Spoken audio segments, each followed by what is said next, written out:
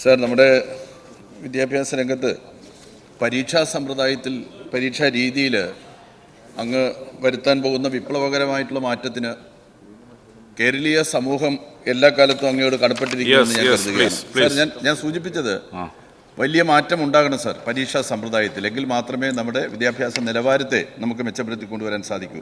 Sir, എൻ്റെ ചോദ്യം, ഈ +1 അഡ്മിഷൻ ആരംഭിച്ചല്ലോ സർ, അതെന്ന് പൂർത്തീകരിക്കുമെന്നും ക്ലാസ് എന്ന് ആരംഭിക്കുമെന്നും പറയാൻ സാധിക്കുമോ? Yes minister.